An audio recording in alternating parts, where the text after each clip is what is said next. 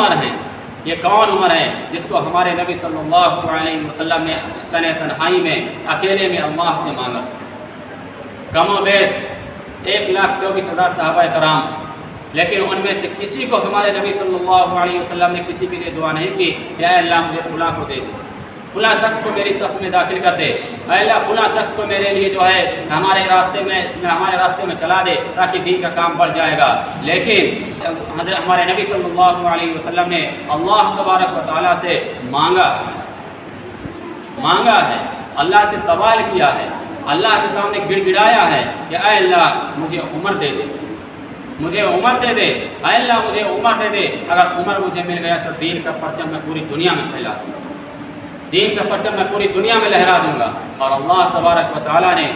ہمارے نبی صلی اللہ علیہ وسلم کی دعا قبول کی اور عمر کو ہمارے نبی صلی اللہ علیہ وسلم کی گود میں دی۔ یہ کون عمر ہے؟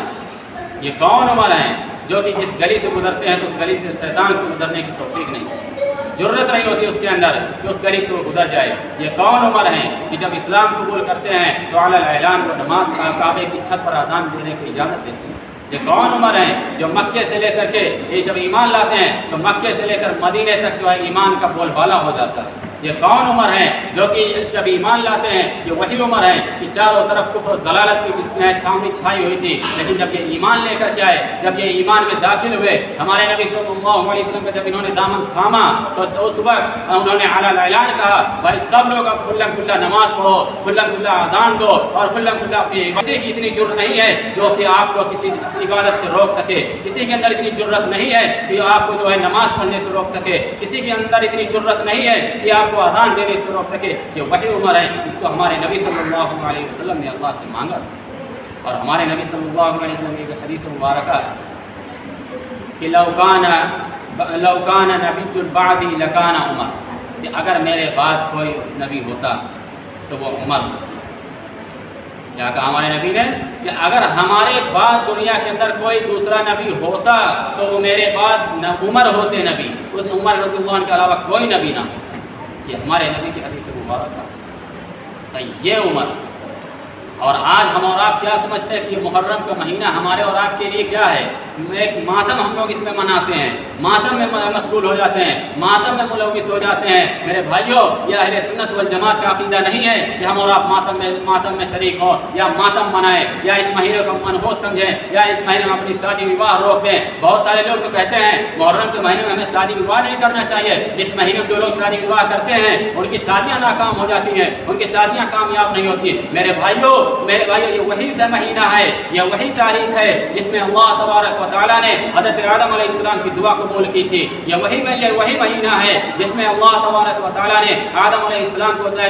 دنیا سے اٹھا کر کے دوبارہ جنت میں داخل کیا تھا۔ میرے بھائیوں، یہ ماتم ان لوگوں کے لیے ہے جن کا عقیدہ اہل سنت والجماعت سے خارج ہے، یہ ماتم ان لوگوں کے لیے ہے جو اہل سنت والجماعت کو نہیں مانتے ہیں، یہ ماتم ان لوگوں کے لیے ہے جو صحابہ کرام سے بغض رکھتے ہیں، یہ ماتم ان لوگوں کے لیے ہے جو اہل بیت سے محبت نہیں کرتے ہیں، یہ ماتم ان لوگوں کے لیے ہے جو صحابہ کرام اور اہل بیت کو وہ جو ہے جو ان کا عقیدہ ہے کہ اہل بیت ہمارے نبی صلی اللہ علیہ وسلم کے پاس جو یہ نبوت آئی ہے، یہ ان لوگوں کے لیے ماتم ہے جو اس طریقے کے عقیدے رکھتے ہیں، بد عقیدے لوگ ہیں جو باطل عقیدے پر چل رہے ہیں، یہ ان لوگوں کے لیے ماتم ہے۔ اہل سنت والجماعت کے لیے تو کہا گیا اس میں کہ کوئی دن، کوئی مہینہ، کوئی تاریخ، کوئی گھڑی تمہارے لیے منحوس نہیں ہے، ہر گھڑی، ہر وقت، ہر مہینہ، ہر دن تمہارے لیے عبادت اور ہر چیز تمہارے لیے جو ہے قابل تعریف اور قابل احترام بنایا گیا۔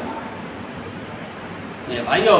اللہ تبارک و تعالیٰ نے کوئی دن ہمارے اور آپ کے لیے ماتم اور کیا کہتے ہیں اس طریقے کا نہیں منایا، اور اگر ماتم ہوتا شریعت میں، اور اگر ماتم ہوتا تو ہمارے نبی صلی اللہ علیہ وسلم ضرور بتا کر کے جاتے کہ میرے بعد اے لوگوں، میں جب دنیا سے چلا جاؤں گا تو میرے بعد اس کام کو تم لوگ جاری و ساری رکھنا، میرے بعد اس کام کو تم لوگ جاری و ساری رکھنا۔ اگر ماتم ہوتا تو صحابہ کرام اس پر عمل کر کے دکھاتے، اگر ہمارے دین اور ہماری شریعت میں ماتم ہوتا تو تابعین اس پر عمل کر کے دکھاتے، اگر ماتم ہوتا شریعت میں تو امام جو ہمارے ہیں، چار ہمارے ائمہ ہیں، وہ لوگ اس پر عمل کر کے دکھاتے، لیکن جب ماتم ہی نہیں ہے تو اس میں ہم اور آپ کہاں سے ملوث ہو جا رہے ہیں۔ لیکن بارہا دیکھنے کو ملتا ہے बारहा देखने को मिलता है कि आज का जो नौजवान तबका है वो कहीं ना कहीं 20 से 30% आज का हमारा नौजवान तबका इस मातम में मुलविस हो चुका है, जो अहले सुन्नत वल जमात का अकीदा रखता है। मेरे भाइयों, इनको आप लोग अपने अपने घर के बच्चों को समझाओ, ऐसी मजलिसों में जाने से रोको, जहाँ पर उनकी मजलिसें लगे उन मजलिसों में मत जाओ। इस महीने में कोई सबील मत निकालो। इस महीने में कोई आप जो है जैसे कि शिया हजरात हैं, इसमें जो है शरबतों की सबीलें लगाते हैं और खाने वगैरह तकसीम करते हैं, इसमें आप ये मकाम मत कीजिए कि उनकी मुशाबहत हो जाए। तभी तो हमारे नबी सल्लल्लाहु अलैहि वसल्लम ने फरमाया कि मन तशब्बह बिकौमिन फहुव मिन, कि जो जिस कौम की मुशाबहत इख्तियार करता है वो उसी में से हो जाए। हमें और आपको जितना अल्लाह ने दिया है खूब खर्च कीजिए, खूब अल्लाह के रास्ते में खर्च कीजिए, खूब अल्लाह के रास्ते में सदक़ात और फ़ितरात निकालिए, लेकिन आप उस वक्त मत निकालिए जिस वक्त दूसरों से मुशाबहत का अंदेशा। आप उस वक्त वो अमल मत कीजिए जिस वक्त दूसरों की मुशाबहत का अंदेशा हो। आप वो काम उस वक्त मत कीजिए जिसके दूसरे लोग अगर देखें तो आपके बारे में गुमान कर सकें कि शायद यह इंसान भी उसी सफ़र से हो, उसी खानदान और उसी कबीले से हो सकता है। वो काम आप मत कीजिए, आप कीजिए लेकिन इनके आगे पीछे होकर के कीजिए, इनके आगे पीछे इस काम को कीजिए। ऐसा ना हो कि हम और आप जो है सोचते हैं अरे सवाब का काम भाई हम कर सकते हैं। ठीक है, वाकई सवाब का काम है, आप खूब शरबत पिलाओ, खूब खाने तकसीम करो, खूब लोगों को कपड़े पहनाओ, सब कुछ करो, लेकिन उन दिनों में मत करो जिस दिन में जो दिन वो दूसरों के लिए खास है, वो सिर्फ इसी दिनों में उनके लिए खास दिन है। ये हमारे और आपके लिए तो पूरा साल खास है। जब मौका मिले, जब हस्ब इस्तिताअत हम हो, तब हम जाकर के अल्लाह के रास्ते में खर्च कर सकते हैं।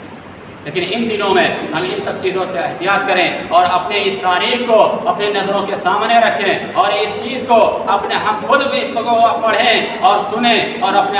घर वालों को भी इसके बारे में पढ़ें और उनको समझाएं और उनको बताएं कि भाई देखिए हमारा ये अकीदा है, हमें ये करना चाहिए, हमें ये नहीं करना चाहिए, हमें इस्लाम ने ये चीज़ करने का हुक्म दिया है, हमें इस काम से रोका गया है और हमें इस काम के करीब भी नहीं जाना है, हमें इनकी मजलिसों में शिरकत नहीं करना है। इस चीज़ों को हम अपने घर के बच्चों को भी समझाएं ताकि वो हम गलत रास्ते पर चलने से रुक सकें। अगर वो किसी वजह से भटक गए हैं, अब तक नादानी की वजह से या हमारी लापरवाही की वजह से हमारे नौजवान बच्चे किसी वजह से उन मजलिसों में शिरकत कर रहे थे या कर रहे हैं, तो उनको आप समझाइए कि भाई वहाँ पर आप मत जाइए, ऐसी मजलिसों में मत शिरकत कीजिए। उनको आप प्यार से समझाइए, मोहब्बत से समझाइए, इंशाअल्लाह वो आपकी बात ज़रूर मानेंगे। तब जाकर के आप अपने बच्चों का और अपना ईमान बचा सकते हैं। वरना आज जैसे कि हम और आप सोच रहे हैं कि भाई मैं तो बच रहा हूँ, वो जाने उसका काम जाने, तो मेरे भाइयों एक वक्त ऐसा आने वाला है कि हमारे बच्चों के सीने में ईमान नहीं बचेगा, हमारे बच्चों के सीने से ईमान को छीन लिया जाएगा। हमारे बच्चे अहले सुन्नत वल जमात से हट फिर जाएंगे और वो बातिल के तरीके पर चल पड़ेंगे, बातिलों के रास्ते पर चल पड़ेंगे और वो हम फिर जो हम कुछ सोचेंगे कि हम उनको दीन की तरफ वापस लाएं, दीन की तरफ लौट कर वो लोग आ जाएं, तो मेरे भाइयों उस वक्त बहुत मुश्किल होगा। इसलिए अभी भी वक्त है, अभी भी आप सब इससे बाज आएँ। अगर हम में से कोई अब तक उसमें शिरकत करता था तो आप अब आज से आज़म कर लें कि अब इंशाअल्लाह हम उसमें शिरकत नहीं करेंगे। और अगर कोई साथी दोस्त यार जाता है तो उसको भी समझाएं भाई ऐसी जगह मत जाओ। अल्लाह तबारक व तआला हमें और आपको कहने सुनने से ज़्यादा अमल की तौफीक अता फरमाए। व आखिर दावाना अनिल हम्दुलिल्लाहि रब्बिल आलमीन।